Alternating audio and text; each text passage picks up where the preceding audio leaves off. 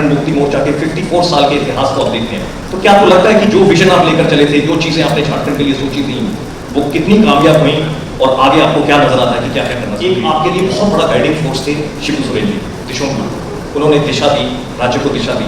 आज 25 साल पूरे हो रहे हैं राज्य के और आप दिशों गुरु जी को याद करते हैं, अब शिबू सोरेन जी को याद करते हैं। गुरु जी की अगर आप आगे दिशा लेकर चले तो क्या नजर आता है आपको कि आपको क्या करना होगा अगले आने वाले कुछ सालों? 56 सीटें आपकी अलायंस की आई, उससे पहले आपको जेल जाना पड़ा। क्या आपने सोचा था कि आपको ऐसा भी कोई दिन देखना पड़ेगा कि आपको जेल जाना पड़ेगा? उस वाक्य के बारे में अगर आप बताएं, क्या वो वक्त कैसे हुआ, क्या सोचा आपने, और उसके बाद आकर जिस मेजॉरिटी के साथ आप वापस आए? देखिए, आज के दिन में राजनेताओं को जेल जाना नहीं जाना ये एक बहुत अजीब सा राजनीतिक बहस की स्थिति है।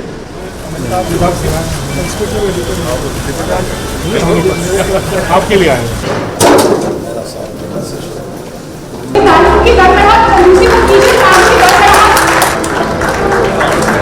मुख्यमंत्री हेमंत सोरेन ने न्यूज 18 इंडिया के द्वारा होटल रेडिसन ब्लू रांची में आयोजित न्यूज 18 डायमंड एस्टेट समिट में मुख्य अतिथि के रूप में शामिल हुए।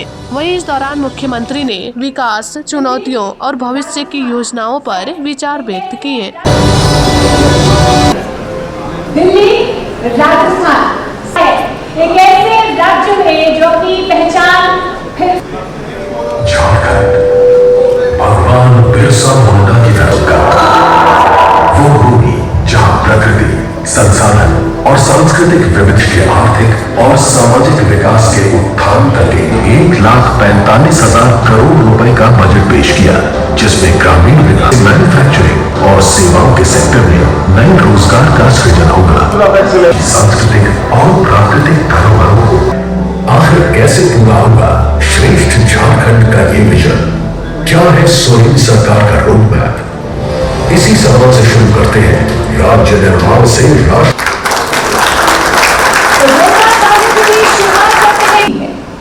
राज्य के खनिज संसाधनों से होने वाली आय को नेतृत्व तक पहुंची है। वे 10 अगस्त 1975 को झारखंड के रामगढ़ जिले के नेमरा गांव में जन्मे। सीएम हेमंत के पिता गुरु जी के नाम से मशहूर आदिवासी नेता शिबू सोरेन है। शिबू सोरेन झारखंड मुक्ति मोर्चा के संस्थापक और देश भर में आदिवासी और जनजातियों की सबसे मजबूत आवाज थे। सीएम हेमंत झारखंड के लोगों के दिलों में बसे अपने पिता शिबू सोरेन की विरासत को आगे बढ़ा रहे हैं। सोरेन जी, नवंबर 2000 झारखंड का जन्म होता है। 25 साल हो गए झारखंड को। झारखंड मुक्ति मोर्चा जो इस मुहिम में लगे रहे कि हमने एक दिन झारखंड होगा, ट्राइबल्स के लिए, आदिवासियों के लिए, जनजातियों के लिए हम बहुत सारी चेंजेस लेकर आएंगे, बहुत सारी तब्दीलियां और बदलाव लेकर आएंगे। आज 25 साल हो गए झारखंड को। जब आप इसको देखते हैं और झारखंड मुक्ति मोर्चा के 54 साल के इतिहास को आप देखते हैं, तो क्या आपको लगता है कि जो विजन आप लेकर चले थे, जो चीजें आपने झारखंड के लिए सोची थी, वो कितनी कामयाब हुई और आगे आपको क्या नजर आता है कि क्या क्या करना जरूरी होगा? मैं इसमें यही कहूँगा कि ये सच है जरूर कि ये 25वां साल ये राज का हो रहा है, युवा झारखंड। मुझे लगता है कि अगर राज करने के बाद से ही इस राज्य के प्रति संवेदनाएं दिखाई गई होती तो आज शायद कई मायने में राज्य में बड़े पैमाने में बदलाव देखने को मिलता है।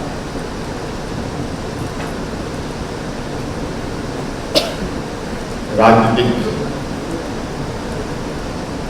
अस्थिरता, सरकार की उदासीनता, कई सारी चीजें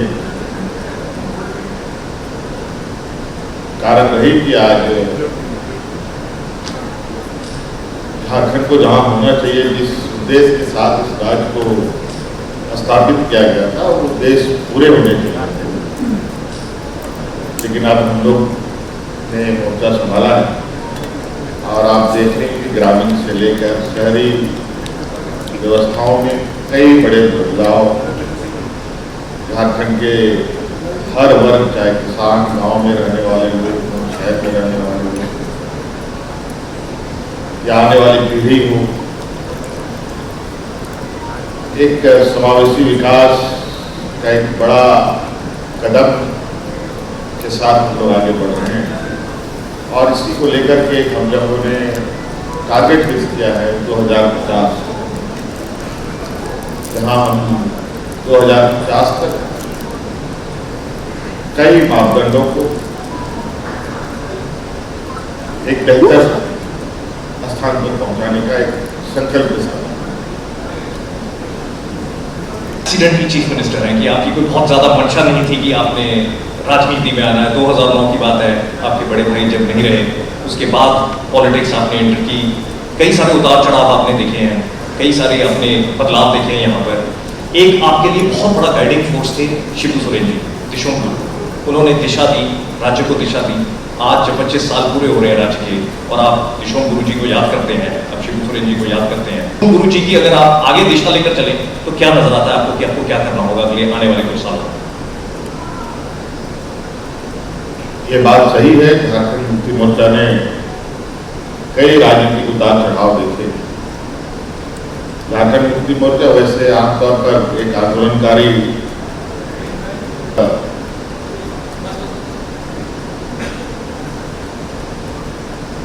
देश में कई राज्य भी बने, कई प्रशासनिक कारणों से, कई अलग अलग, कोई भाषा के आधार पर, कोई अलग सांस्कृतिक वजहों से, लेकिन इस राज्य का सृजन एक आंदोलन की उपज है। एक क्रांतिकारी वीरों का ये राज्य है और राज्य के हर कोने में एक ऐसा समूह जो देश दुनिया में सबसे पिछड़े समूहों में से आते हैं, आदिवासी समूह, जो अपने हक अधिकार की लड़ाई आज़ादी के पहले से लड़ रहा है। अंतोगत्वा आदरणीय गुरु जी जो हमारे मार्गदर्शक रहे हैं, पार्टी के मार्गदर्शक रहे हैं और राजनीति पूरे देश का एक ऐसा चेहरा जहाँ आदिवासी गरीब मजदूरों के प्रति उनकी संवेदनाएं किसी से छुपी नहीं। उनके मार्गदर्शन में उनके एक लंबे इतिहास का एक हिस्सा है जहाँ इस राज्य को पाने में उनकी बड़ी भूमिका रही। आज वो हमारे बीच में नहीं है। हाँ, ये बात जरूर है कि उनके नज़रों से, उनके विचारों से हमने पूरे राज्य का लगभग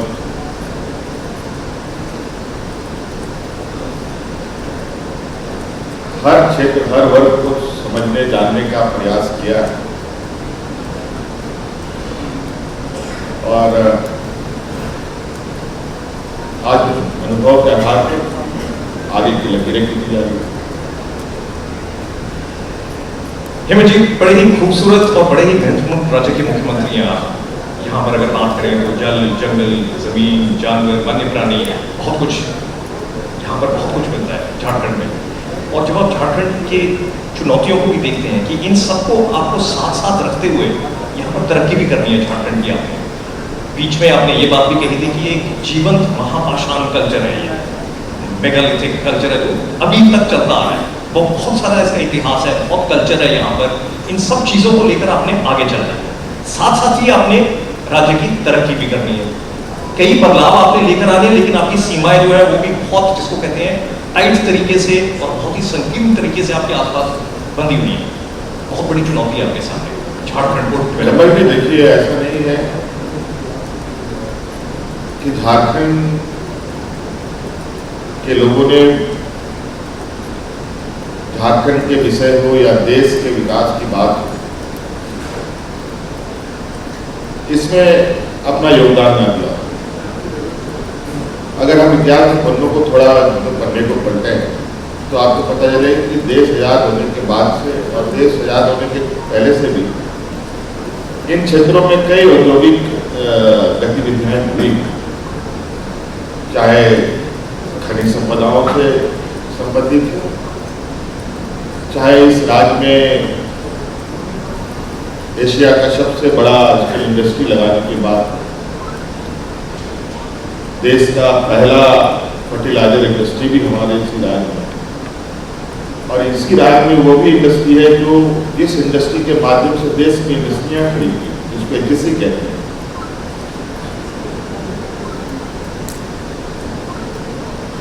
इसी एचईसी के बदौलत पूरे देश में उद्योग खड़ी हुई।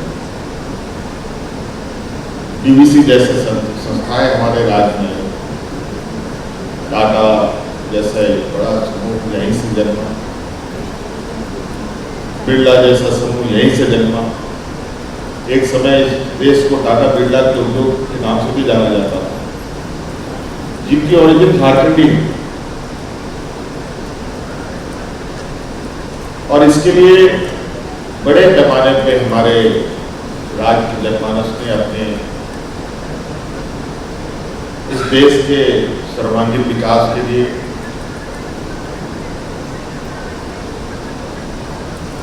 अपनी खेती बाड़ी की जमीनों को खरीदने जाने दिया, उद्योग लगाने के नाम पर उद्योग घरानों को भी जाने दिया, के पास जाने दिया। तो इस तरीके से कई सारे कंट्रीब्यूशंस इस राज्य के लोगों ने किया।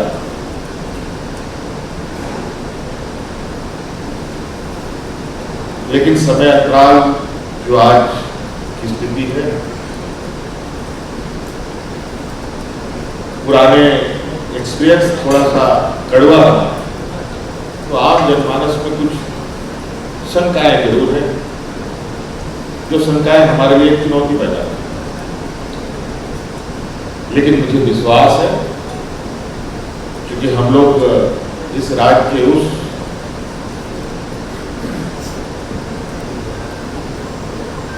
क्षेत्र का प्रतिनिधित्व करते हैं जिसमें झारखंड की मूल भावना और आत्मा बसती है। यहाँ के जल जंगल जमीन, यहाँ की भाषा संस्कृति, यहाँ की सभ्यता, यहाँ का हमारे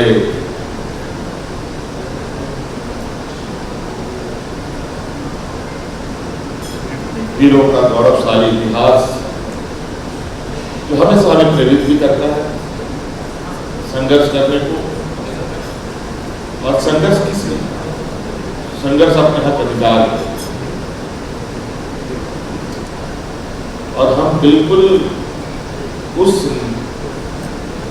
विरासत को अपने विचारों में रखकर, अपने कार्यों पर, इस राज्य की जनता को हम पर विश्वास है। और यही वजह है शायद कि दूसरी बार, पहली बार के अनुपात में दूसरी बार बड़ी समर्थन के साथ लोगों ने हमें चुना। इस विश्वास के साथ कि जो यहाँ की भावनाएं हैं, यहाँ की जो एक मजबूत विरासत है, उसको हम साथ करके आगे बढ़ेंगे। और आज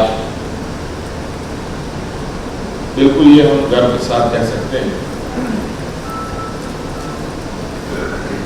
कि जो भी हम लोगों ने आज लकीरें खींची है वो इतनी मजबूत और इतनी गाढ़ी है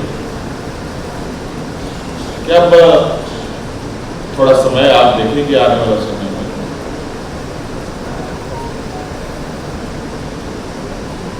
एक बड़े बदलाव राज्य के ग्रामीण से लेकर शहर तक में। उन्मुलान 2050 आपने एक विषय लेकर आप आगे चल रहे हैं कि हमने झारखंड की तरक्की करवानी है। आपने भी बात की कि आपके कुछ कड़वे एक्सपीरियंस भी रहे इस दौरान। आपने भी बात की कि बिल्कुल मेजोरिटी के साथ आपकी सरकार फिर बनी जब इलेक्शन हुए, 56 सीटें आपकी अलायंस की आई। उससे पहले आपको जेल जाना पड़ा। क्या आपने सोचा था कि आपको ऐसा भी कोई दिन देखना पड़ेगा कि आपको जेल जाना पड़ेगा? उस वाकया के बारे में अगर आप बताएं, क्या वो कैसे हुआ, क्या सोचा आपने, और उसके बाद आकर जिस मेजोरिटी के साथ आप वापस आए? देखिए, आज के दिन में राजनेताओं को जेल जाना नहीं जाना ये एक बहुत अजीब सा राजनीतिक बहस की स्थिति है। पूरा देश आज के राजनेताओं का जेल जाना, कोर्ट कचहरी होना, ईडी सीबीआई होना। लेकिन एक मुख्यमंत्री का जेल जाना बहुत बड़ी बात। मुख्यमंत्री हो, मंत्री हो, आज बिल्कुल अजीब सा ये, मैं उस विषय पर बहस करना कि मैं नहीं समझता हूँ, तो चर्चा करने बहुत ज्यादा हो क्योंकि अंतोगतवा तो जनता के दरबार में सभी को जाना है, और जनता ने जब इस बात को समझना प्रारंभ किया, तो जनता जब जवाब देती है तो उसको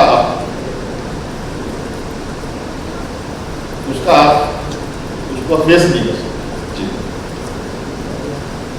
तो हम लोग सदैव जनता की अदालत पर हम लोगों का विश्वास है, और आज कितने दिनों तक एक बेगुनाह ये तो आप बांध के रख सकते, आखिर हो सकता है कि आप बांध के रख सकते हो, लेकिन विचारों को तो नहीं बांध के रख सकते। कई ऐसे हमारे महापुरुष हम लोग के बीच में आए जो आज हमारे बीच में नहीं है, लेकिन उनके विचारों को आज हम साथ करके चलते हैं। तो झारखंड मुक्ति मोर्चा आज इस राज्य का एक पार्टी नहीं, एक बल्कि विचार है जो इस राज्य के लोगों के परिस्थिति को जितना और जितने इनके भावनाओं का कदर हम करते हैं, शायद ही कोई और इसको समझता है। बिल्कुल। झारखंड की अगर आप बात करें तो देश की लगभग 40% जो खनिज संपदा है वो यहाँ पर झारखंड में 24 डिस्ट्रिक्ट आती हैं। कई चैलेंजेस आपके सामने हैं। 2 आपके टेनेंसी एक्ट यहाँ पर चल रहे हैं, छोटा नागपुर टेनेंसी एक्ट और संथाल परगना टेनेंसी एक्ट, और दोनों काफ़ी उनकी रिस्ट्रिक्शन बहुत टाइट है उनकी, कि ट्राइबल को ज़मीन दे सकते हैं। संथाल परगना एक्ट में तो ट्राइबल को भी परमिशन के साथ ज़मीन दे सकते हैं, डीसी अगर उसको अप्रूव करेंगे और पूरा उसके डॉक्यूमेंट सारे चेक किए जाएंगे। लगभग 70% ज़मीन आपकी इन एक्ट्स के तहत कवर्ड है। तो एक तरफ आप एक पुश लेकर चल रहे हैं कि हमने स्टेट को डेवलप करना है, दूसरी तरफ आपके ये एक्ट्स लागू हैं यहाँ पर, जिसके चलते दिक्कत आएगी कि हम ज़मीन कैसे दे पाएंगे, इंडस्ट्रीज कैसे यहाँ पर झारखंड में आ पाएंगी। तो ये चुनौती आपके सामने खड़ी है। बड़ी मुश्किल स्थिति में है आप मुख्यमंत्री बतौर, क्योंकि आपने एक तरफ जैसा आपने बताया कि ट्राइबल्स की राइट्स को भी ध्यान में रखना है, आदिवासियों के कल्चर को भी ध्यान में रखना है, और साथ में स्टेट को आगे लेकर जाना है ताकि उनका लाइफस्टाइल और उनकी जिंदगी जो है आगे बढ़ सके। तो इन सब चुनौतियों को आप कैसे संभालेंगे? कमल जी देखिए, इस मामले में मुझे नहीं लगता है कि ये जो एक्ट है वो हमारे विकास में आता है। जी, आज ये एक्ट है, एग्जिस्ट करता है, अभी पूरे राज्य में लागू है। ये जरूर है कि ये आदिवासी के हितों को लेकर के ये कानून बने, और कई हद तक ये सफल भी रहा, और कई हद तक थोड़ा उसमें लोगों ने उसे गलत इंटरप्रिटेशन भी करने का प्रयास किया, क्योंकि ये समूह एक ऐसा समूह देश का है जहाँ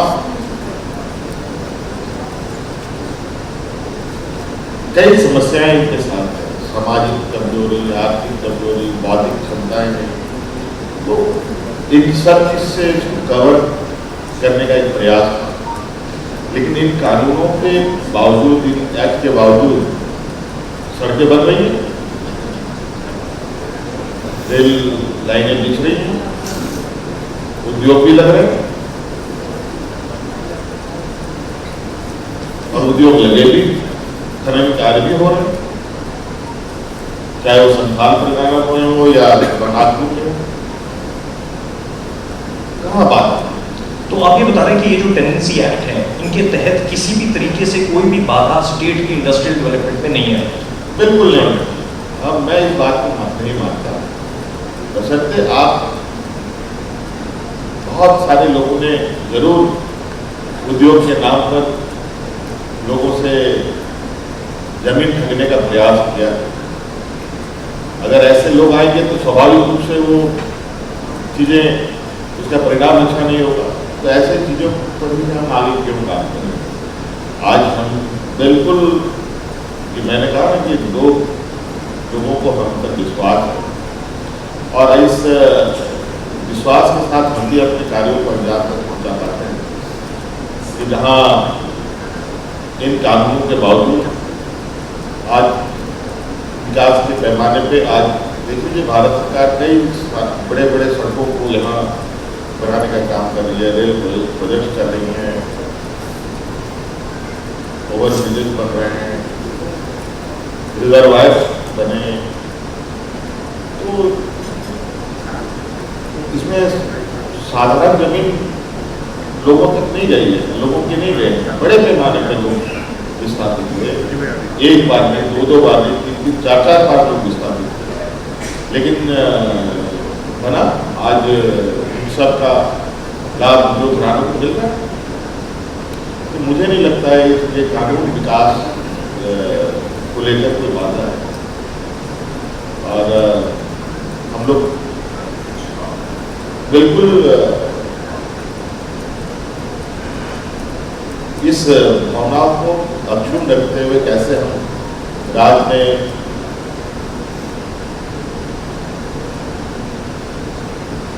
एक संतुलित विकास का एक रास्ता बनाए, इस पर हम लोग काम कर रहे हैं। हेमंत जी, आपने एक चीज तो देखी होगी, मुख्यमंत्री हैं आप राज्य के, कि चाहे सरकार बीजेपी की हो, चाहे सरकार कांग्रेस की हो, चाहे सरकार झारखंड मुक्ति मोर्चा की हो, चाहे अलायंस की हो, एक मुख्यमंत्री की हमेशा कोशिश होगी कि मेरे राज्य की तरक्की हो। ऐसा हो ही नहीं सकता कि आपकी ये मंशा हो कि तरक्की ना हो देखी जाएगी, ये तो मंशा हो ही नहीं सकती। तो इस मंशा के साथ अभी पिछले महीने जब आप डावोस गए थे तो आप एक सडन चेंज नजर आया झारखंड में कि आप डावोस जाते हैं, स्विट्जरलैंड जाते हैं। झारखंड के बारे में एक सब जगह पर एक प्रोजेक्शन आती है कि झारखंड जो है वो डेवलप कर सकता है, झारखंड की तरफ इन्वेस्ट कीजिए, झारखंड में टूरिज्म आना चाहिए, झारखंड तरक्की की तरफ बढ़ रहा है। डावोस जाने के पीछे आपका क्या मकसद था, वहां पर आपका क्या एक्सपीरियंस था, झारखंड की क्या परसेप्शन थी, क्या बदलाव देखा? डावोस का जो वैश्विक मंच था, मुझे लगता है कि आप सभी लोग उससे वाकिफ हैं। एक कहा जाए कि वो मंच अपने आप में एक बहुत बड़ा ऐसा मंच जहां आपको अपने राज्य के संदर्भ में, राज्य के अनुरूप उस जगह पर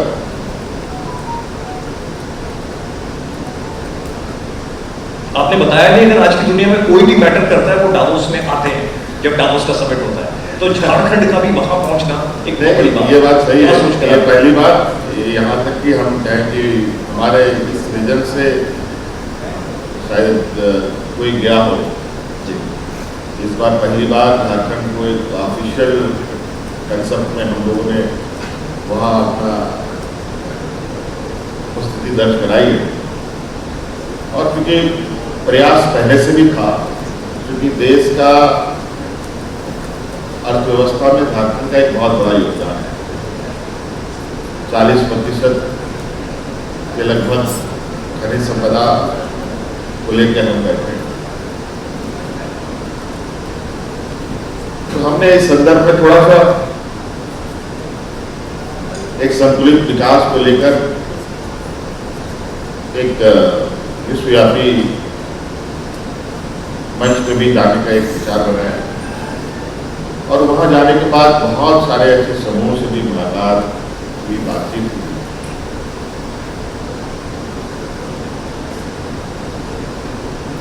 जहां मुझे लगता है कि एक बहुत बेहतर एक्सपीरियंस हमें वहां समझने जानने को मिला।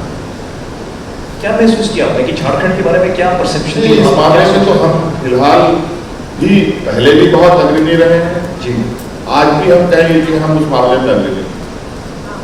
जैसे ग्रीन एनर्जी की बात वहाँ बड़े पैमाने पे चला, सस्टेनेबिलिटी पर बहुत बड़ा चर्चा हुआ। अगर हम ग्रीन एनर्जी की बात करें तो आपको बताएं कि देश में पहला ये राज्य जहाँ थर्मल पावर पर लगभग 95% प्लस हम लोग आज दो पावर प्लांट से पावर जनरेट करते हैं। जब बड़ी इंटरेस्टिंग बात है हेमंत जी की, जिस राज्य में देश की नंबर 1 कोल रिजर्व हो, कोल की संपदा हो, आप ग्रीन एनर्जी को आगे पुश करें, ये एक आगे सोचने वाला विजन नहीं है। मैं बताना चाहूँगा कि हम जैसे ग्रीन एनर्जी फॉसिल फ्यूल जल्द से जल्द अब खनन कार्य बंद हो, जल्द से जल्द ये फॉसिल फ्यूल खत्म हो, इस पर केंद्र सरकार और देश में ये चर्चाएं हैं कि इससे पॉल्यूशन ज़्यादा होता है। आज हम लोग थर्मल पावर बना रहे हैं, 95+ ग्रीन एनर्जी के साथ। तो इसमें कोयला कहाँ प्रदूषित हुआ? वो तो बिल्कुल क्लीन एनर्जी के साथ हम लोग उसको यूज में लाए। तो ये टेक्नोलॉजी आज बहुत नहीं, आपने क्या बताया कि कोयले को क्लीन तरीके से यूज किया? बिल्कुल आप कर सकते हैं, स्मोकलेस आप एनर्जी बना सकते हैं, जो आज हम बना रहे हैं, जिसमें कोयले का यूज होगा लेकिन किसी भी तरीके का बिल्कुल pollution pollution नहीं करेगा। या वातावरण को नहीं नहीं, वो बिल्कुल किसी भी नहीं। तरीके से डैमेज करेगा। तो इस तरीके से कौन जानता था कि बैटरी से गाड़ी चलेगी? कौन जानता था कि सोलार से प्लेन भी चलेगा? कौन जानता था कि आज हाइड्रोजन से हम गाड़ियां चलाएंगे, रेल चलाएंगे? आज कंटिन्यूअस इनोवेटिव आइडियाज आते हैं, आते जाते हैं।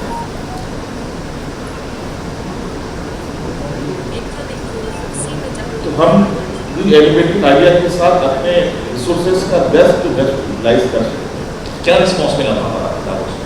क्या रिस्पॉन्स मिला था हमारा इन्वेस्टमेंट्स को लेकर कि हम इन्वेस्ट करना चाहेंगे? बिल्कुल, काफी सारे लोगों का इंटरेस्ट हमें देखने के लिए मिला। हम लोग के देश में ही कई उद्योग घराने हैं जो इन सब चीज़ों में काफ़ी आगे हैं। टाटा है, महिंद्रा टेक है और जिंदल काफ़ी लोगों से हम लोग की वहाँ बहुत अच्छा एक डिस्कशन हुआ।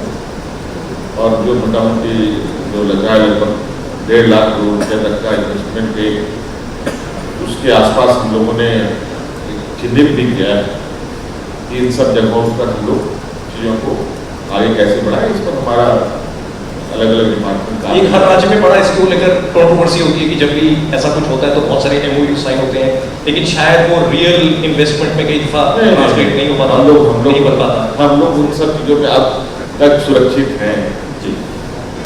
आज हम लोगों ने कोई ऐसा, आपको पता है आज हम लोग ग्रीन एनर्जी की हम लोग अब प्रोडक्शन में आ गए हैं।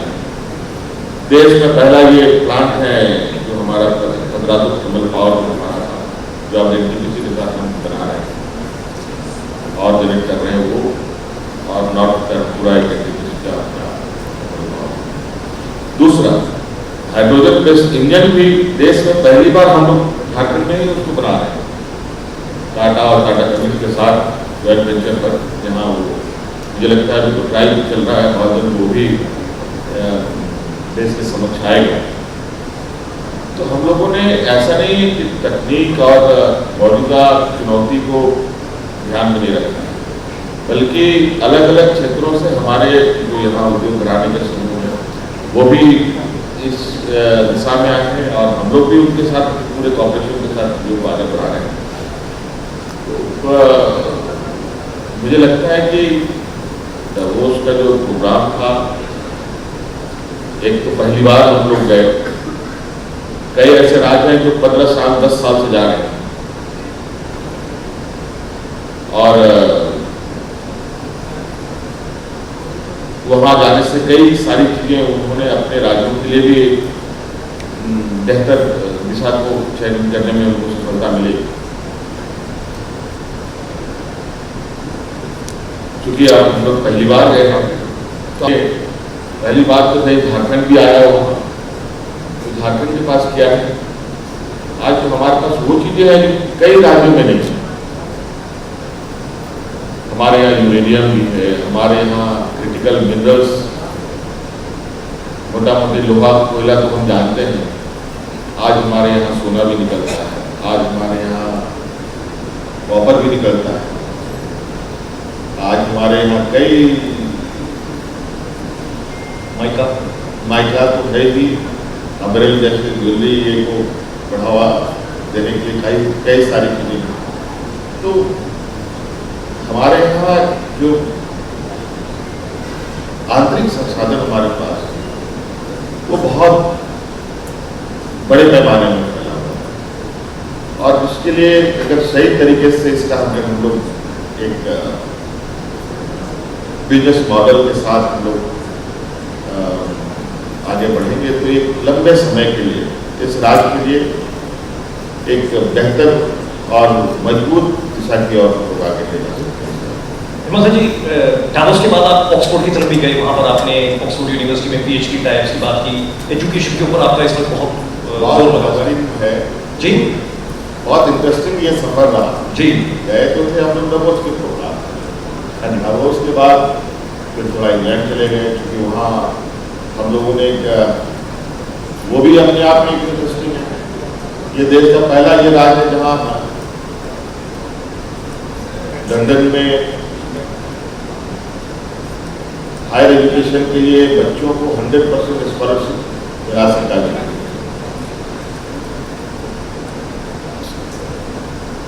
25 बच्चों का हर साल लंदन के अलग अलग कॉलेजेस में बड़े पैमाने पर हमारे बच्चे वहाँ हैं। एक मुलाकात के लिए हम लोग वहाँ गए, तो उस देश में भी इस प्रोग्राम को लेकर वहाँ की सरकार ने काफ़ी उसको सराहा भी, और इनफैक्ट और इस तरीके के कार्यक्रम को चलाने के लिए उन्होंने भी हमें काफ़ी सराहा, और आगे भी शायद हम लोग और प्रोग्राम अपने आने वाली पीढ़ी के लिए, उन शिक्षा के लिए उन देशों में जाएंगे। एजुकेशन के ऊपर आपका काफ़ी जोर है, क्योंकि हर राज्य में हर जगह पर ये चैलेंज तो है कि नौकरियां मिलेंगी, नौकरियां कैसे मिलेंगी, कौन से हमारे पास स्किल सेट होंगे जिससे नौकरियां मिलेंगी। आपकी गुरुजी क्रेडिट कार्ड स्कीम भी आप लेकर आ रहे हैं, आप कई सारी स्कीम्स लेकर आए हैं कि किसी तरीके से हम एजुकेशन की तरफ और ज़्यादा शिफ्ट होएं। और जैसा जैसा पूरी दुनिया में नजर आता है, अगर आप मिडिल ईस्ट के देशों को देखिए कि कितना वो आर्टिफिशियल इंटेलिजेंस के ऊपर जोर लगा रहे हैं, तो आपके सामने भी ये एक चुनौती है कि एक तरफ खनिज जो संपदा है वो यहाँ पर बहुत ज़्यादा है, लेकिन आपने एडवांस्ड फ्यूचर एजुकेशन की तरफ फोकस करना है। खनिज संपदा से थोड़ा हमने सोचा कि 100 साल से अधिक हो गए हम लोग खनिज संपदा की वृद्धि हो गए जी, और इन 100 साल में मुझे कोई ऐसा झारखंड का परिवार नहीं दिखा, यहाँ का मूल वर्ष का आदिवासी नहीं दिखा जो पावर प्लांट चला सके, जो स्टील प्लांट चला सके, जो यहाँ की खनिज संपदा है उसको लेकर कोई इंटरप्रेन्योरशिप स्टैब्लिश कर पाए, नहीं बन पाए। कहीं ना कहीं कुछ कमियां रही होंगी, कहीं कहीं कुछ नीतियां ऐसी बनी जहां यहाँ के लोग कहा जाए कि इस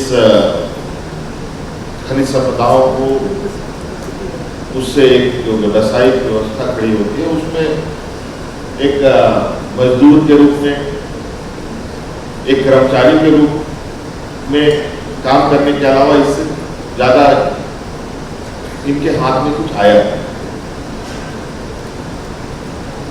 क्योंकि झारखंड प्रदेश में शिक्षा की भी व्यवस्था थोड़ी कहा जाए कि नीतियाँ ऐसी बनी कि स्कूल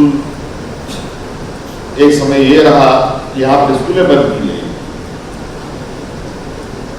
अब तो थोड़ा सा स्कूल से लेकर के कॉलेज से लेकर के हायर एजुकेशन तक एक अलग अलग सेटअप में हम लोगों ने एक मजबूत गिलरिंग शुरू कर दी है। उसमें स्कूल में बड़े पैमाने पर खोले, CM स्कूल ऑफ एक्सीलेंस हम लोगों ने खोले, इंजीनियर मेडिकल की तो बात ही ना करें, डिग्री कॉलेज तक की स्थिति बहुत दयनीय रही, और इस बार हमारा प्रयास है कि इस टेन्योर में हम लोग प्रखंड स्तर में हम लोग डिग्री कॉलेज तक कंप्लीट कर लेंगे, और अनुमंडल स्तर पर एक बड़ा महिलाओं के लिए कर लेते हैं, बच्चियों को लेकर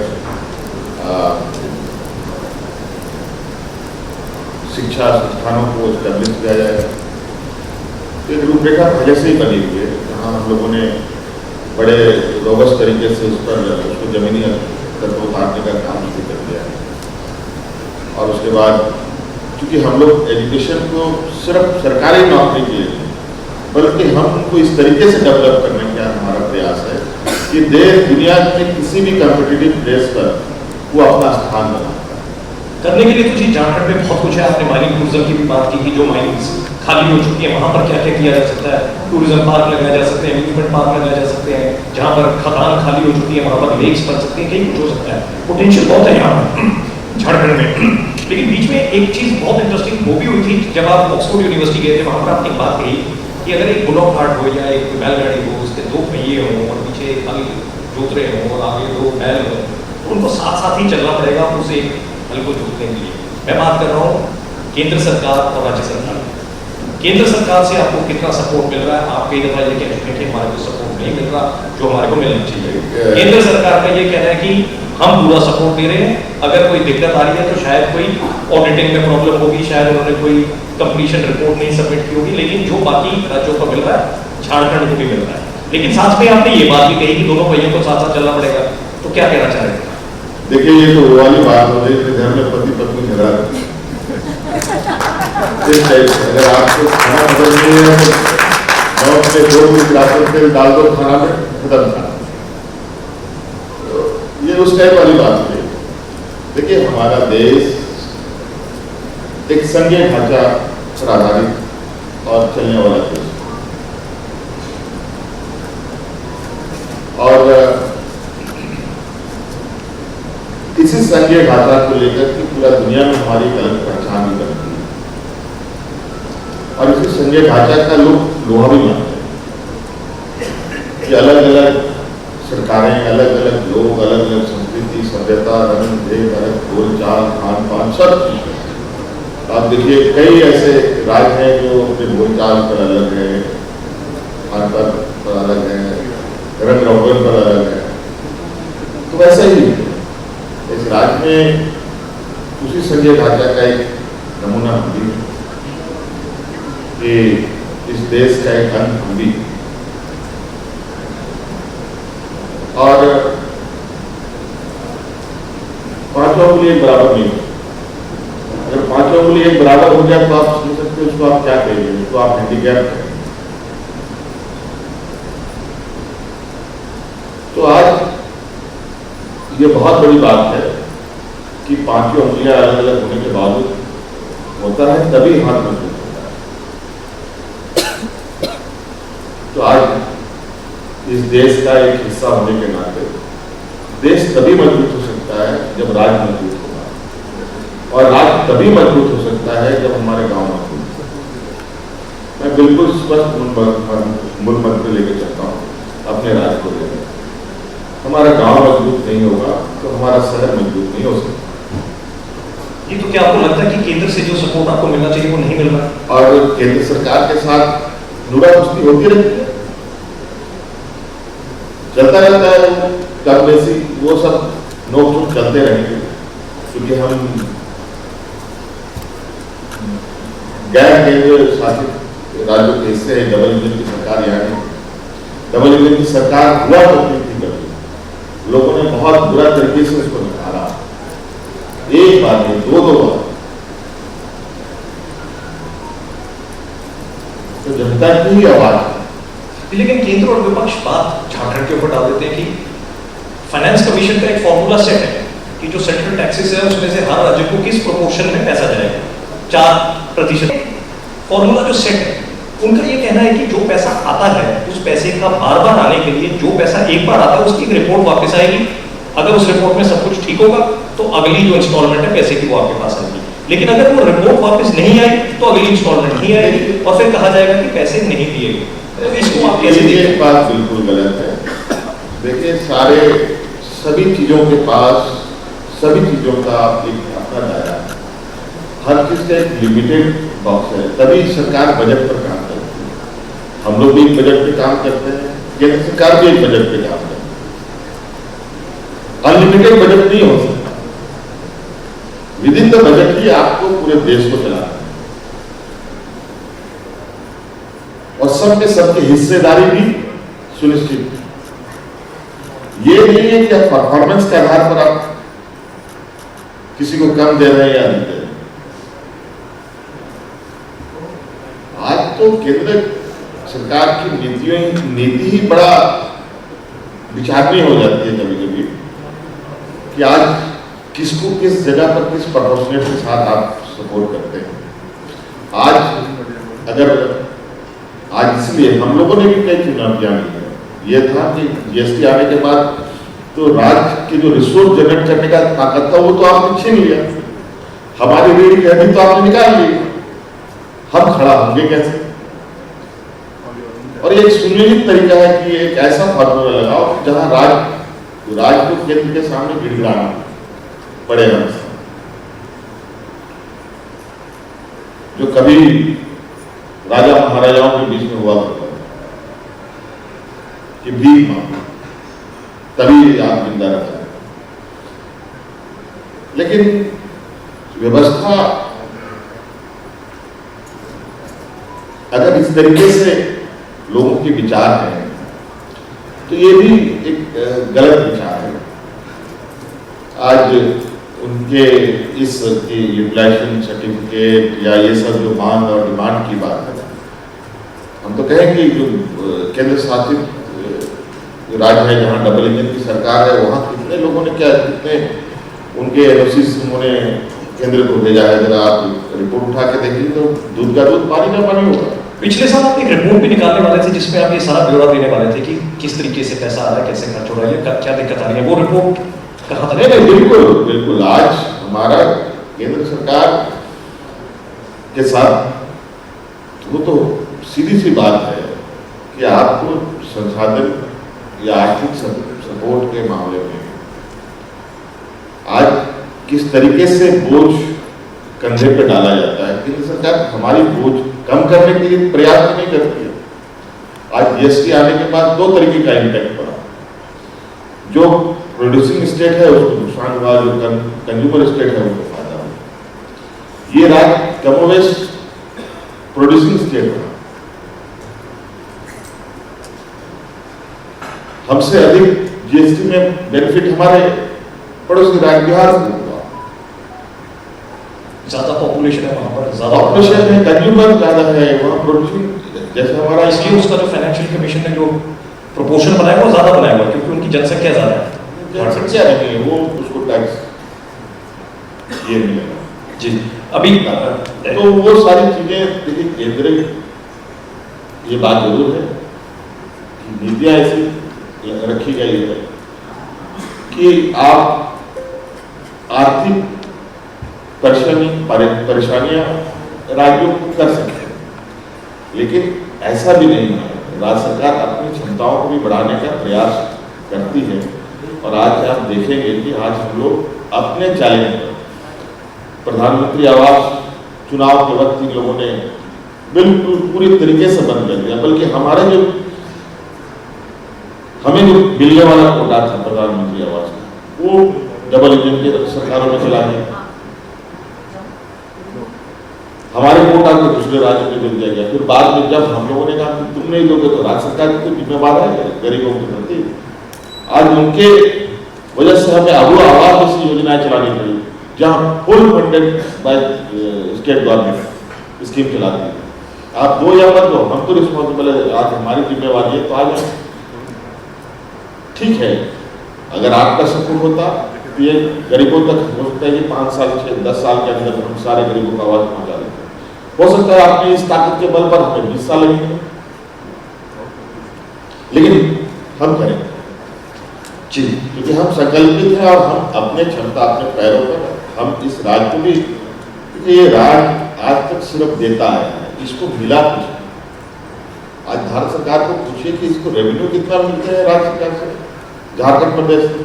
रेल का सबसे अधिक अगर रेवेन्यू आता है तो झारखंड प्रदेश से आता है, और रेल में हमारे स्टेट में रेल नेटवर्क जो पब्लिक लोगों को आने जाने के लिए कितनी सुविधाएं उपलब्ध। क्या ये चुनौती सारे जो राज्य जहाँ पर ऑपोजिशन की सरकार है वहाँ पर चुनौती ये आ रही है, जहाँ पर केंद्र का ये कहना होता है कि हम कई स्कीम्स लागू कर रहे हैं, पैसा दे रहे हैं, सब कुछ कर रहे हैं, लेकिन उन राज्यों से आता नहीं हो रहा। तो ये मेरे ख्याल से जैसा आपने कहा कि ये लूटा कुश्ती चलती रहेगी आपकी। लेकिन इसी बात पर मेरे को एक चीज का ख्याल आ रहा था कि जो इस बार जो पद्मा अवार्ड दिए गए उसमें शिबू सोरेन जी को पद्म भूषण से नवाजा गया, लेकिन मेरे ख्याल से यहाँ पर क्या एक ऐसी मांग थी कि उनको भारत रत्न मिलना चाहिए, और इसके बारे में आप क्या करें? ये सबके अपने अपने विचार, और उस विचार के पीछे क्या उनका तर्क है ये तो मैं नहीं कह सकता। लेकिन मेरा बिल्कुल इसमें स्पष्ट मानना है कि आदरणीय दिसुंदर सिबू जी सिर्फ एक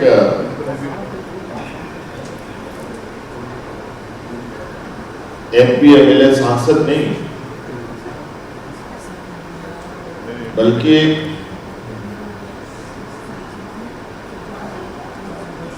ट्राइबल आइकन के रूप में इनको हम लोग देते हैं।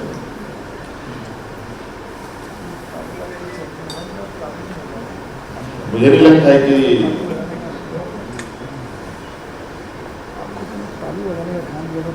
उनको पहचानने के लिए कोई परिचय देने की आवश्यकता है। आज ग्लोबली उस व्यक्ति का अपना एक, भले ही लंदन, UK, अमेरिका ना गए, लेकिन कहीं ना कहीं उस व्यक्ति को जरूर लोग एक्सेस करते थे। तो मुझे लगता है कि इनको बेहतर सम्मान दिया जा सकता है। और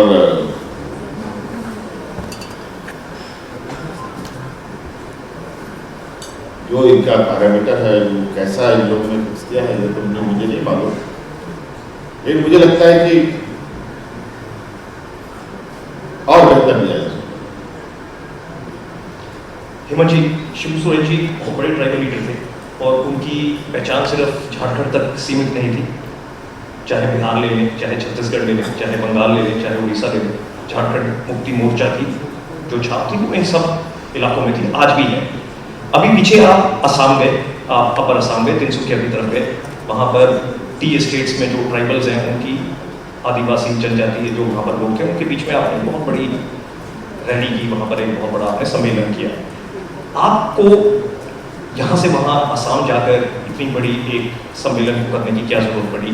कहा यह भी जाता है कि हेमंत बिस्वा जी जब यहाँ पर इलेक्शन हो रहे थे तो वो को इंचार्ज थे, तो आप हेमंत बिस्वा शर्मा जो है उनके गढ़ पर पहुंचे, वहाँ पर आपने बहुत बड़ा सम्मेलन किया। क्या सोचती है इसके पीछे? कमल जी देखिए,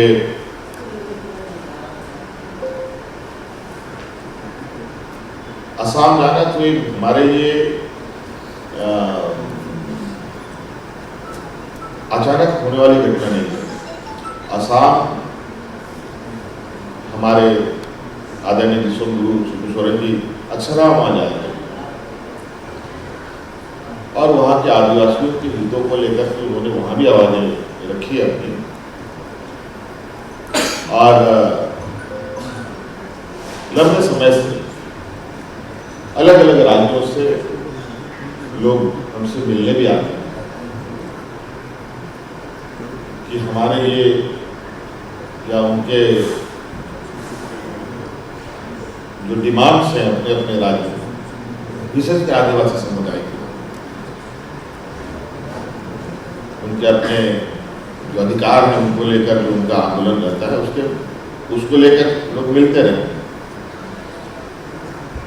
और मुझे लगता है आदरणीय गुरु जी के स्वर्गवास के बाद उनके श्रद्धांजलि सभा में पूरे देश भर से आदिवासियों ने वहाँ पर उनको श्रद्धांजलि दी।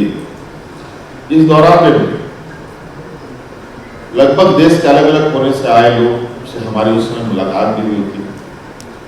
असम, अरुणाचल हो, बंगाल हो, तेलंगाना हो, आंध्रा हो, राजस्थान हो, गुजरात तक से लोग आए।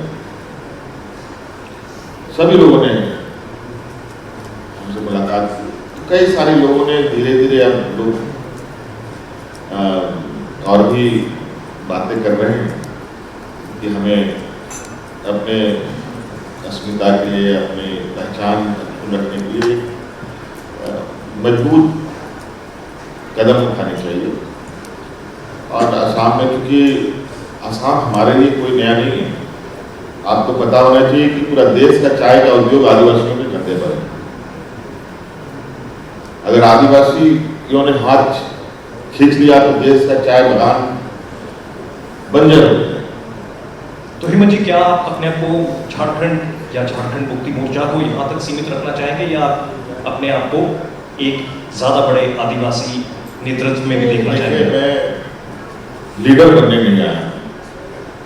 लीडर बनने के लिए बहुत संघर्ष और वो सब ज्यादा एक आध लोग होते हैं। गुरुजी हर गली मोहल्ले में नहीं पैदा, वो लोग सदियों में एक आध लोग होते हैं। हम लोग जरूर उनके विचारधारा को कैरी करते हैं और उन्हीं के आइडियोलॉजी का हम लोग पार्ट भी हैं। मुझे लगता है कि आइडियोलॉजी को कई लोग काफी ये होता होगा कि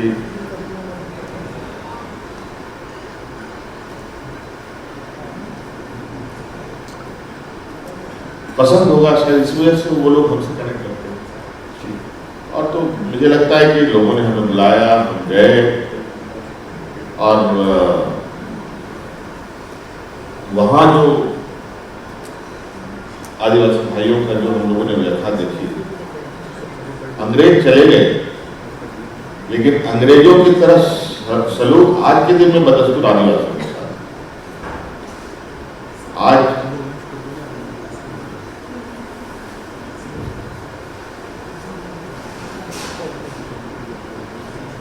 अंग्रेजों ने बड़े सुनिश्चित तरीके से बंदूक के नोक पर बंगाल, उड़ीसा, छत्तीसगढ़, झारखंड, उसमें बिहार की बात है, आदिवासियों को बंदूक के नोक पर किसी को बंगाल जाकर पटक दिया, चाय बागान में, असम में पटक दिया, अरुणाचल में पटक दिया,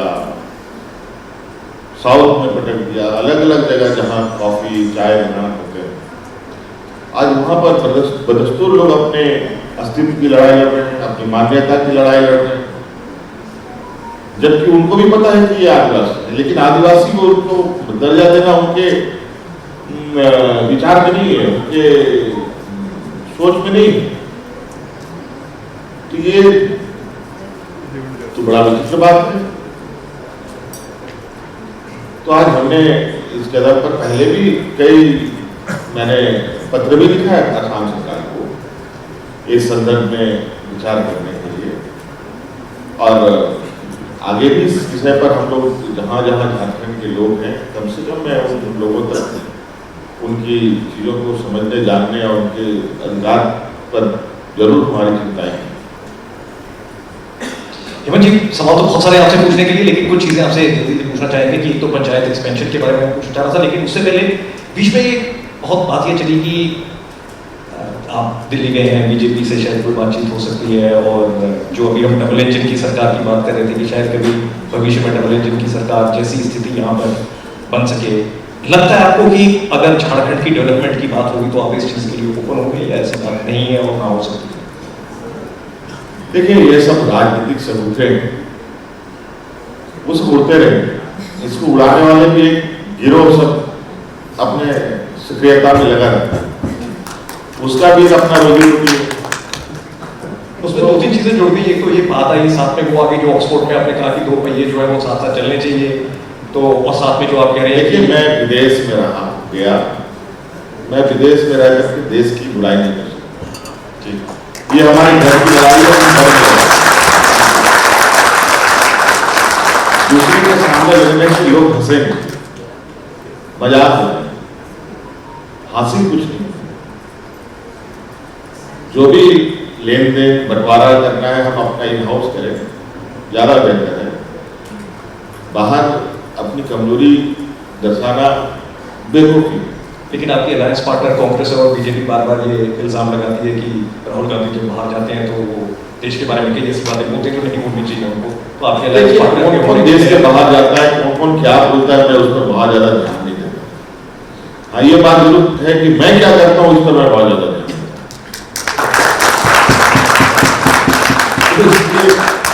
सबकी अपनी अपनी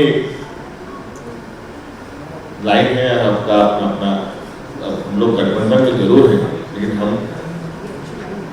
हमारी एक दल है, कांग्रेस एक दल है, आरजेडी एक दल है, वाम दल है, सबके अपने अपने ट्रैक्स हैं, अपने अपने रास्ते हैं।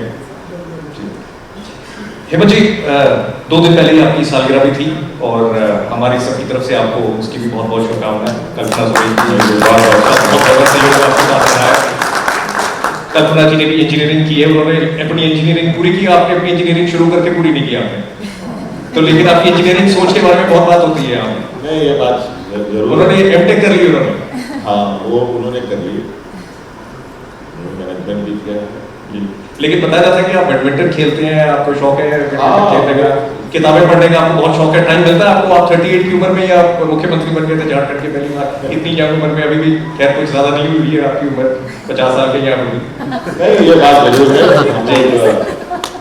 लेकिन हम लोग ऐसे समूह का नेतृत्व करते हैं जो बहुत निरीह और कमजोर है, बहुत कम समय में बहुत लंबा रास्ता तय करें, तो अपने कदम को उसी रफ्तार के साथ लेकर चलना पड़ता है। और आज कई तूफानें आई, कई चुनौतियां झारखंड के सामने आई। कई बार तो लोगों ने कहा कि आप झारखंड मुक्ति मोर्चा खत्म, अब झारखंड मुक्ति मोर्चा को सफाया होगी, लेकिन आज झारखंड मुक्ति मोर्चा इस राज्य का ऐसा पहाड़ के रूप में खड़ा है, कोई झारखंड पर बुरी नजर नहीं डालता। तो आज हम लोग जितना इस राज्य को अपना मानते हैं, जितना इसके बारे में हमारी चिंताएं हैं, आज गांव में आप घूमेंगे तो आपको लगेगा कि लोगों के जो सोचने, समझने, बोलने जो ताकत है, धीरे धीरे काफी कॉन्फिडेंस के साथ आगे बढ़ रहा है। हेमंत जी, बहुत सारे सवाल रहेंगे लेकिन समय खत्म हो रहा है, तो लेकिन जाते जाते आपसे ये पूछना चाहेंगे कि एक तरफ विकसित भारत 2047 की बात है, दूसरी तरफ पूर्वानुमान 2050 झारखंड का विजन जो आप लेकर चल रहे हैं, अगर आप सीधे हमारे को 2050 में झारखंड में ले जाए तो क्या विजन दिखाएंगे आप? देखिए, 2050 को लेकर के हम लोग विशेष रूप से अभी उसका एक हम लोगों ने आउटलाइन वर्क किया है, पूरा डिटेलिंग में अभी हम आपको नहीं बता पाएंगे, लेकिन हाँ ये बात जरूर है कि हम 2050 तक इस राज्य में जो रोने बिलखने की स्थिति है,